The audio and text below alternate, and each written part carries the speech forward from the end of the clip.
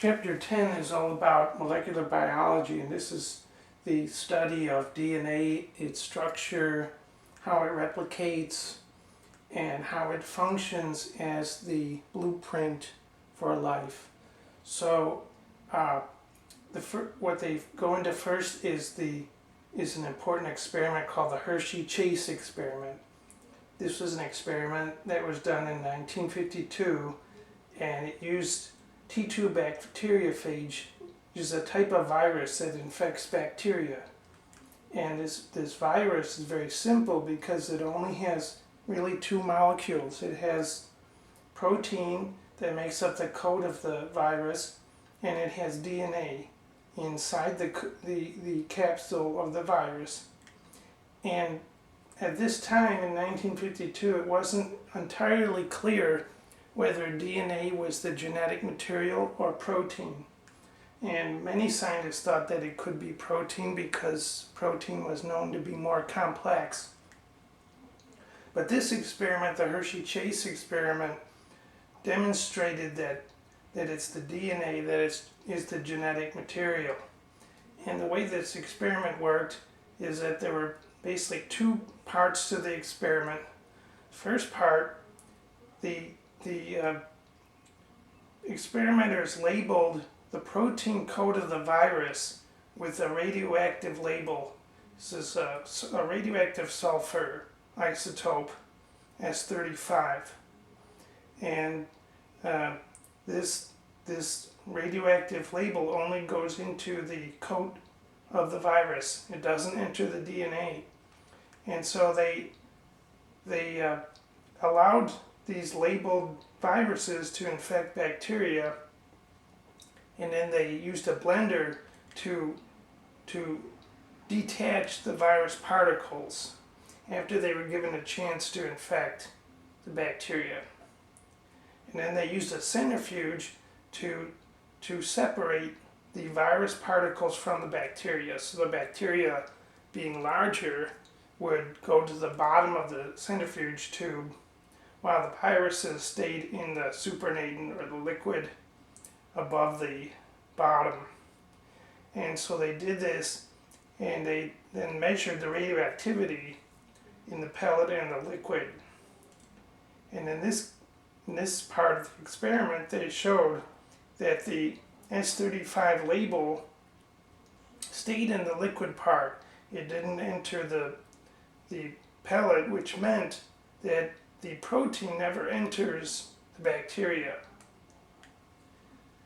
And so this implied that the protein was not the genetic material, because it was not winding up inside the bacteria to act as the genetic material for further virus assembly and replication.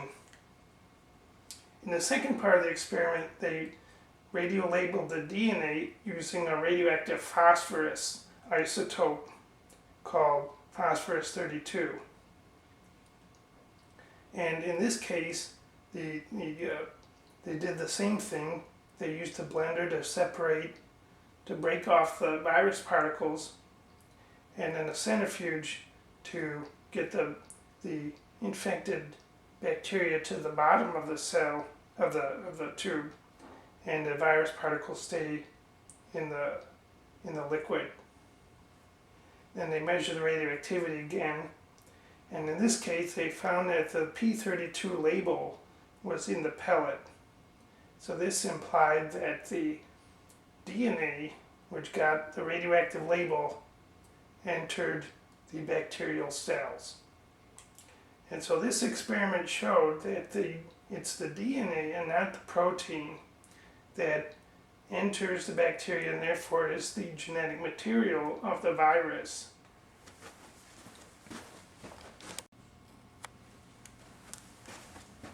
For DNA structure, there's basically three main findings that are important. The first was that Erwin Chargaff discovered that in 1950 that the amounts of adenine and thymine are the same in DNA, and the amounts of guanine and cytosine are the same, regardless of what species you look at. So any organism, whether it's bacteria, plants, animals, always has equal amounts of adenine and thymine and equal amounts of guanine and cytosine.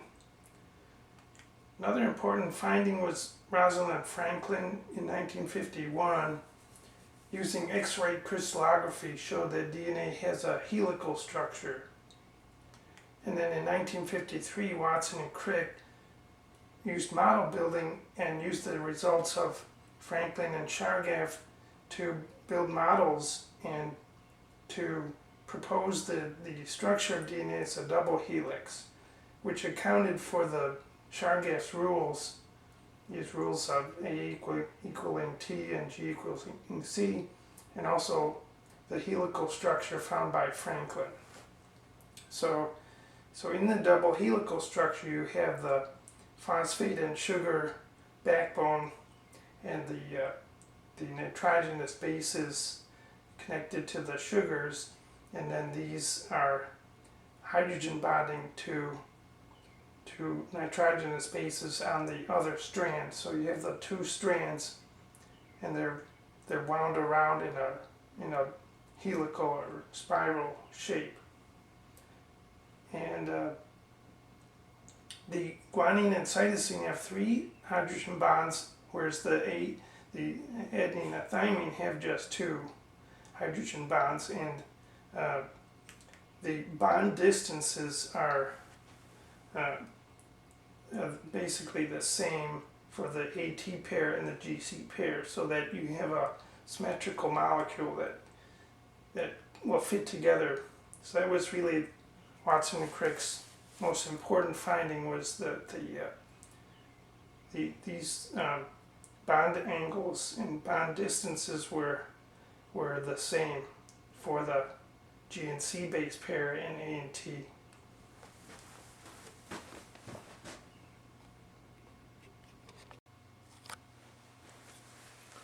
DNA replication is known to be semi-conservative, which means that when DNA is replicated, the 2 original strands separate from each other, and then a new strand is filled in according to the base pairing rules of Chargaff, and forms the new strand. So here I'm showing the 2 original strands in black, and those 2 separate, and then a new strand is formed and shown in red here. And then in subsequent replication, again, the new strand is in red, so you can see that the original strands always separate.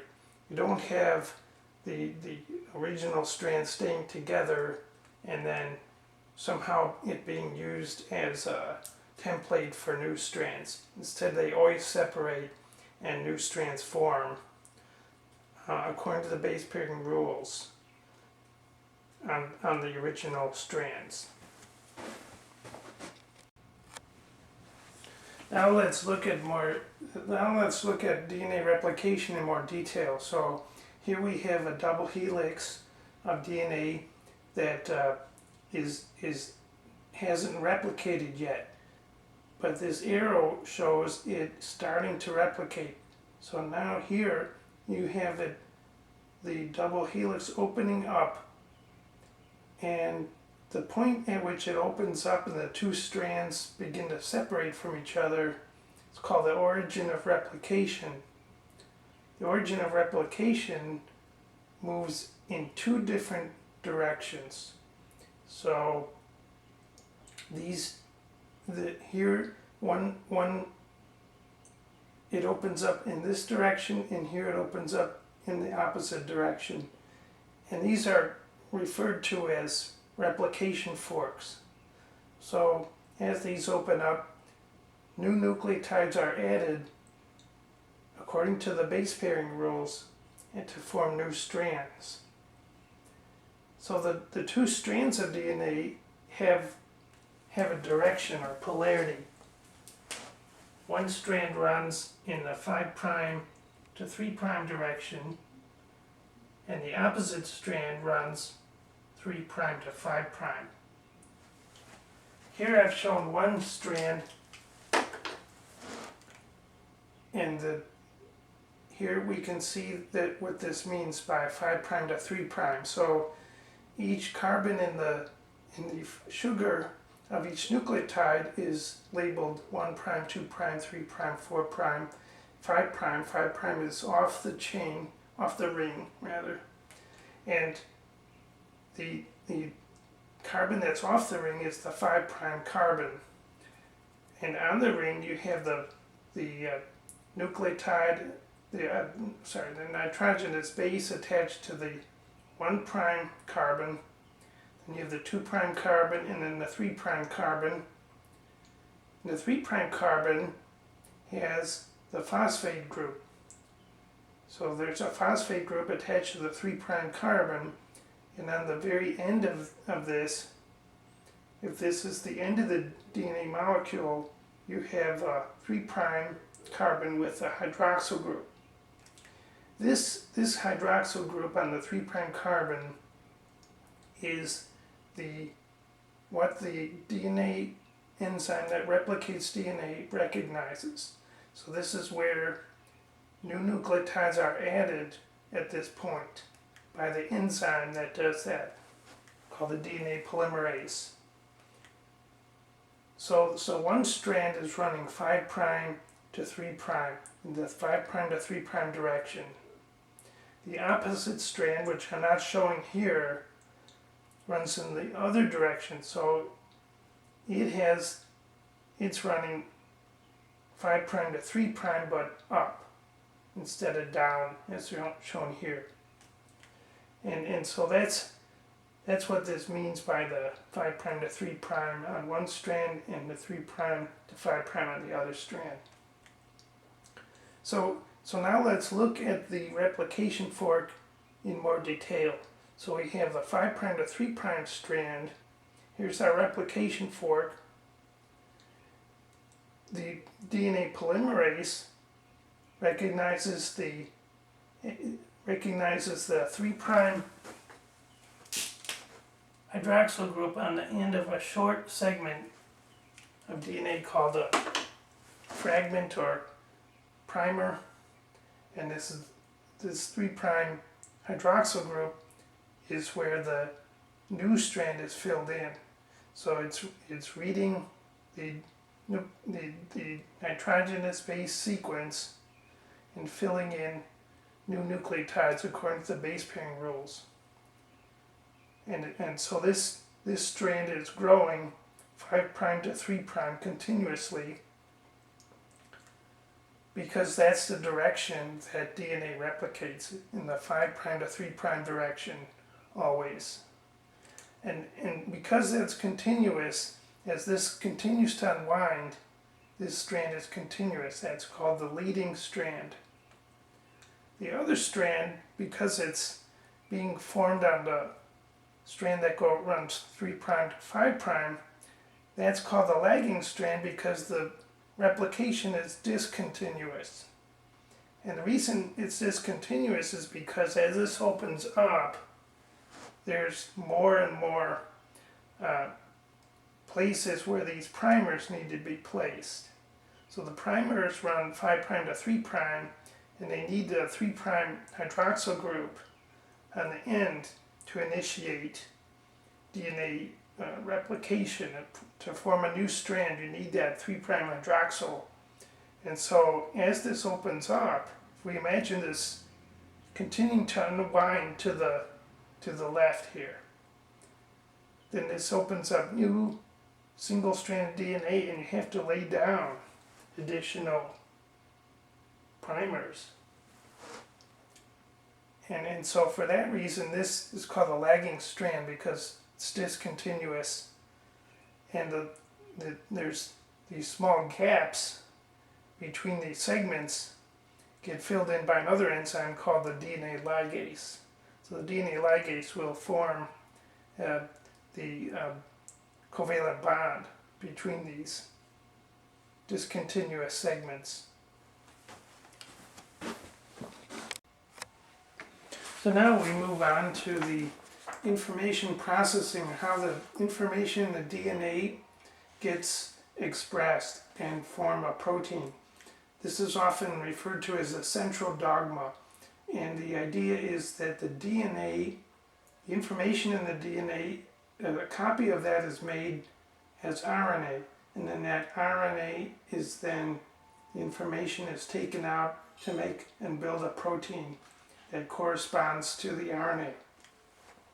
That first step, DNA to RNA, is called transcription, and the RNA to protein is called translation. So here we have a DNA molecule. It has the two strands, and it has a particular sequence here. And the RNA is a single strand. And RNA differs from DNA in that the RNA doesn't have any thymine. So wherever there's a thymine in the DNA, there will be an A in the RNA. Wherever there's an A in the DNA, however, there'll be a U in the RNA because RNA has no thymine. So opposite the A is put a U. So an enzyme called the RNA polymerase reads the DNA strand running 3' to 5'.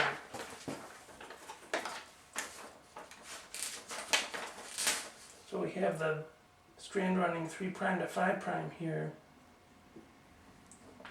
The RNA polymerase, the enzyme RNA polymerase is reading that strand, and then it's, according to the base pair rules, it's building the RNA molecule called the messenger RNA.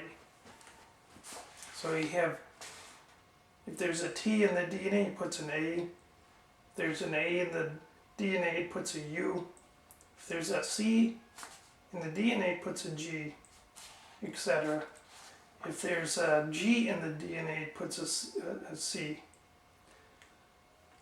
So all the rules are the same as for DNA, except that in the RNA, because there's no thymine, wherever there's an A, it puts a U. And in the RNA sequence, every 3 nucleotides is code for a single amino acid. This 3 nucleotide code is called a codon. And so there's different codons for each amino acid.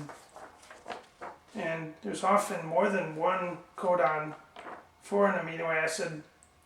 That's called redundancy. So there can be more than one codon for an amino acid, but there's no ambiguity. So the AUG will always code for methionine.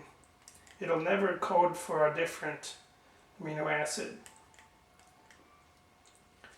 So how does the mRNA, what is the sequence of nucleotides in the mRNA be used to build the protein? So this happens on the ribosome. So you have the mRNA, you have the sequence, and the ribosome has 2 sites. It has the A site and the P site. So a transfer RNA, so you have another kind of RNA called transfer RNA, and the transfer RNA has the amino acid physically attached to one end, and at the other end it has what's called the anticodon. This sequence, the anticodon, is complementary to the codon. So for example, the AAG codon, the anticodon would be UUC. So that base pairs with AAG. And that codon would be the one that was bringing in lysine.